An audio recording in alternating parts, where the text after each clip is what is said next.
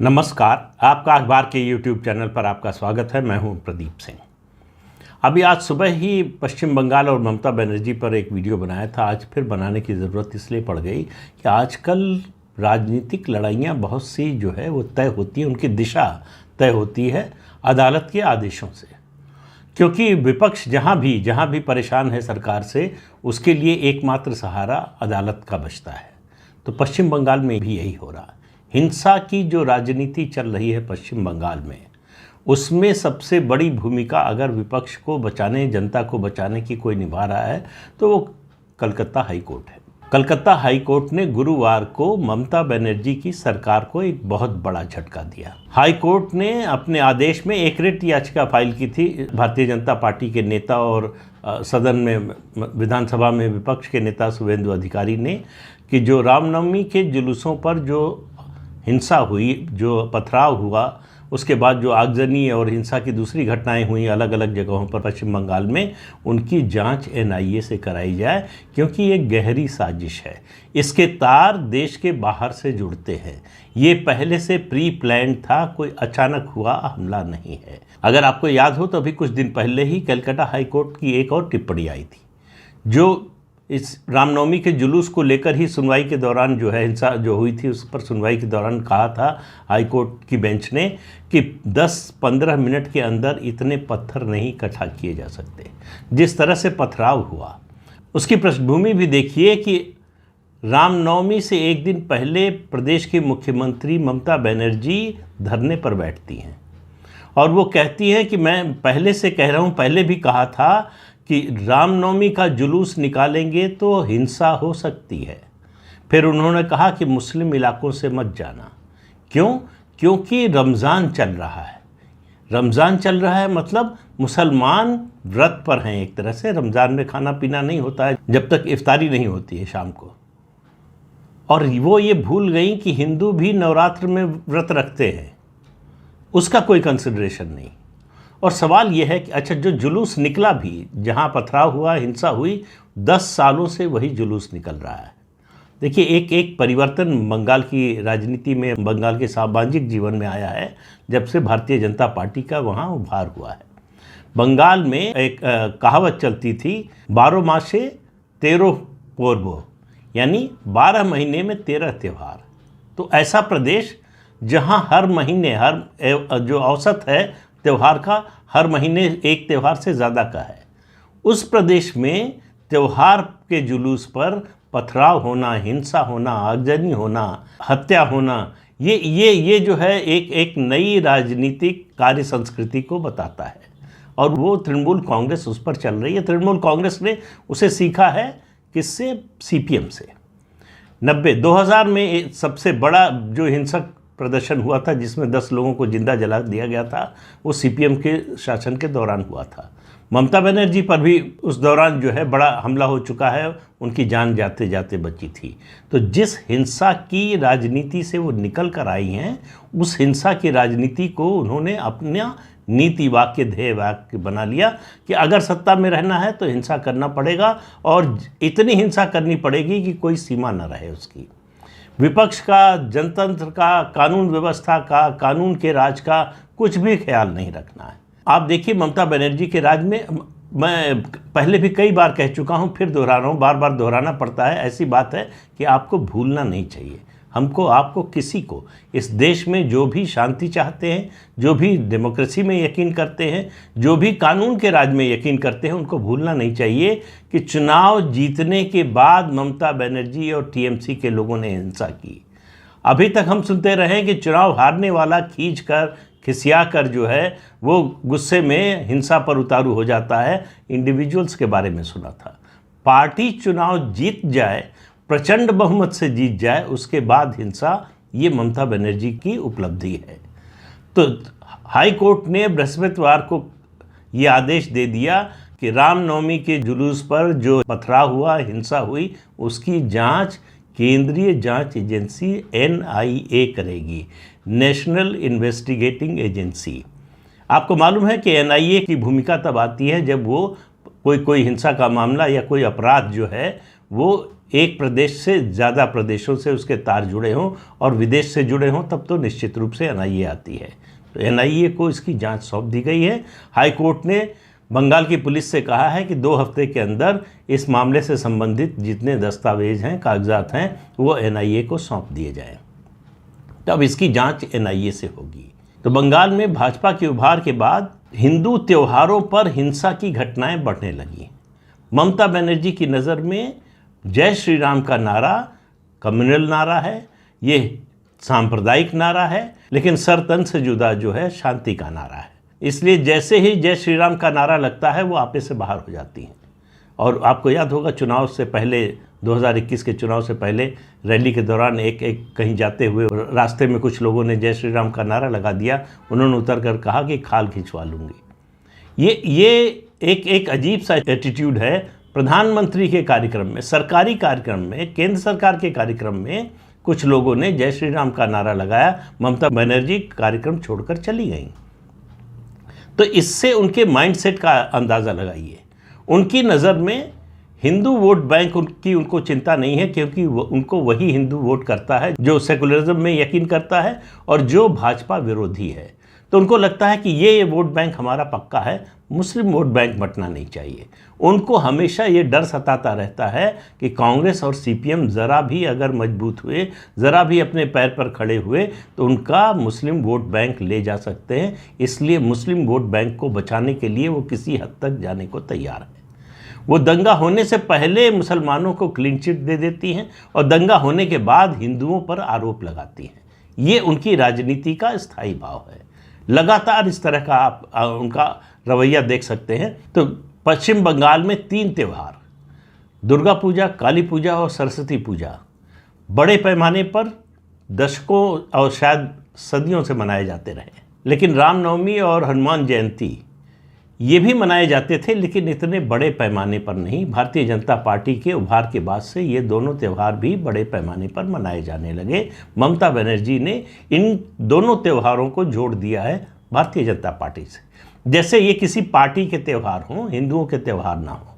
और इनकी चपेट में दुर्गा पूजा हो या सरस्वती पूजा हो या फिर काली पूजा हो, इनके जो जुलूस है, इनका जो मूर्ति विसर्जन का जुलूस है, वो भी आता है और उस पर भी हमला होता है। ये कैसे हो सकता है कि एक इलाके से अगर रामनवमी का जुलूस निकल रहा है और अगर ये आरोप है जुलूस निकालने वालों पर, हिंदुओं पर, कि उन्होंने हिंसा की या उन्होंने उकसाया, तो ये कैसे संभव है कि वहाँ जो घर हैं मुसलमानों के, उनके घरों की छत पर जो है पत्थरों का अंबार आ जाता है। ये हाई कोर्ट ने जो इशारा किया बिल्कुल सही था कि ये पहले से इकट्ठा किया गया था, पहले से इसकी योजना थी। और जब प्रदेश की मुख्यमंत्री ही इस बात का अंदेशा जता रही हैं कि हिंसा हो सकती है, तो इसका मतलब उनको पता था और वो धमकी भी देती है हिंसा के बाद कि दंगाइयों को छोड़ेंगे नहीं। इसके अलावा 2-3 और घटनाएं हुई हैं पश्चिम बंगाल में जो ममता बनर्जी की नींद उड़ाने के लिए काफ़ी है। उत्तरी दिनाजपुर में एक 17 साल की युवती का गैंग रेप हुआ, उसके बाद उसकी हत्या कर दी गई।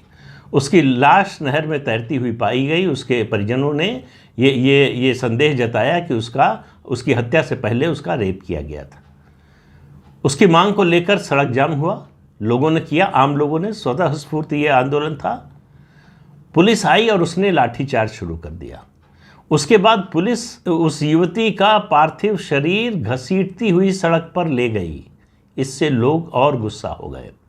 उसके बाद पुलिस पर हमला किया लोगों ने, दौड़ा कर पुलिस वालों को मारा। ममता बनर्जी का क्या कहना है? कानून व्यवस्था पर कुछ नहीं बोली। पुलिस ने क्या किया उस पर कुछ नहीं बोली। उन्होंने कहा कि बिहार से बीजेपी वाले लोग लेकर आए थे और उन्होंने ये हिंसा की। मतलब एक तो इन्होंने बताने की कोशिश की कि जितने असामाजिक तत्व हैं, जितने अराजक तत्व हैं, वो बिहार से आते हैं, बंगाल में कोई नहीं। दूसरा, बंगाल के लोगों को एक तरह से उन्होंने क्लीन चिट दी, जो स्थानीय लोग हैं, कि आपके खिलाफ कार्रवाई नहीं करेंगे। तो किसके खिलाफ कार्रवाई करेंगे? जिन लोगों के हिरासत में लिया गया है, जिनकी गिरफ्तारी हुई है, आखिर वो कौन लोग हैं? उनकी आइडेंटिटी पश्चिम बंगाल की सरकार बताती क्यों नहीं है? बताए कि वो कहाँ के रहने वाले हैं, वो बंगाल के रहने वाले हैं या बिहार के रहने वाले हैं। एक घटना होती है, एक युवती का बलात्कार होता है, हत्या होती है, उसके परिजन अगर मांग कर रहे हैं कि इसकी जांच हो, इसका बलात्कार भी हुआ है, इसका पोस्टमार्टम किया जाए, तो फिर आखिर बिहार से इतनी जल्दी कहाँ से कौन कैसे ला सकता है। लेकिन ममता बनर्जी कुछ भी कह सकती हैं। उनकी नज़र में जो कुछ हो रहा है, वो बिहार को तो छोड़िए, वो बाहर वालों को देश के प्रधानमंत्री और गृह मंत्री को भी गुंडा बता चुकी हैं। तो उनके लिए कुछ भी असंभव नहीं है। उनका मतलब सिर्फ इतना है कि पश्चिम बंगाल में जो कुछ हो रहा है, हिंसा हो रही है या प्रदर्शन हो रहा है या कुछ भी इस तरह का हो रहा है, तो उसके लिए सिर्फ और सिर्फ बंगाल के बाहर के लोग जिम्मेदार हैं और बाहर के लोगों को लाने के लिए भारतीय जनता पार्टी जिम्मेदार है। लेकिन अच्छी बात यह है डेमोक्रेसी के लिए भी और पश्चिम बंगाल के लिए भी कि देश की अदालतें ऐसा नहीं मानती, न तो high court, Calcutta high court और न ही सुप्रीम कोर्ट। दोनों से अभी तक ममता सरकार को कोई राहत नहीं मिली है इन मामलों में। जब नतीजे आने के बाद की हिंसा के बाद उन्होंने धरना दिया था सीबीआई दफ्तर के बाहर, उस मामले में भी उस मामले को ख़त्म कराने के लिए वो सुप्रीम कोर्ट तक गई थी, सुप्रीम कोर्ट ने मना कर दिया। तो ममता बनर्जी के खिलाफ एक तरह से कहें तो अगर कोई अंकुश लगाने का काम कर रहा है तो वो अदालत कर रही है। अदालत ये बताने की कोशिश कर रही है बार बार ममता बनर्जी को कि आप कानून का राज स्थापित नहीं होने दे रही हैं, आपकी सरकार कानून के राज में सबसे बड़ी बाधा बनी हुई है। ये टिप्पणी हाई कोर्ट की नहीं है, मैं अपनी ओर से कह रहा हूँ। लेकिन जो रवैया है, जिस तरह से हाई कोर्ट अलग अलग मामलों की जांच करा रहा है, उससे ये नतीजा निकलता है कि हाई कोर्ट को लगता है कि राज्य सरकार का जो तौर तरीका है काम करने का, वो डेमोक्रेटिक नहीं है, कानून के राज के मुताबिक नहीं है। तीसरी खबर ममता बनर्जी के लिए और चिंता बढ़ाने वाली। उनके सबसे प्रिय और उनके दाहिने हाथ माने जाने वाले अनुव्रत मंडल, जो गौ तस्करी का किंग पिन जिसको कहा जा सकता है, जो पिछले साल से जेल में है, ईडी का केस उस पर चल रहा है। उसकी बेटी से कई बार ईडी पूछताछ कर चुकी है। उसकी बेटी ने एक पूछताछ में कहा कि मुझे कुछ नहीं मालूम है, सब कुछ मेरे पिताजी जानते हैं, उनसे पूछिए वो बताएंगे। तो अनुव्रत मंडल की बेटी को मंगलवार को ईडी ने गिरफ्तार कर लिया। ममता बनर्जी ने पहले कोशिश की थी कि अनुव्रत मंडल को ट्रांसफ़र न होने दिया जाए पश्चिम बंगाल से। उसके लिए सीबीआई ईडी के अफसरों के खिलाफ उन्होंने एफआईआर दर्ज कराई, केस कराया, उनको गिरफ्तार करवाने की कोशिश की। फिर अनुव्रत मंडल के खिलाफ एक पुराना झूठा मामला जो है निकाल कर उसके आधार पर उस मामले में ले जाकर रोकने की कोशिश की। ये सब कोशिशें उनकी हाई कोर्ट से सुप्रीम कोर्ट तक नाकाम होती रहीं। आखिर में सुप्रीम कोर्ट के आदेश से अनुव्रत मंडल को बंगाल से बाहर दिल्ली भेजा गया। इस समय दिल्ली की तिहाड़ जेल में है अनुव्रत मंडल और वहाँ पूछताछ के कई दौर चल चुके हैं ईडी और सीबीआई के।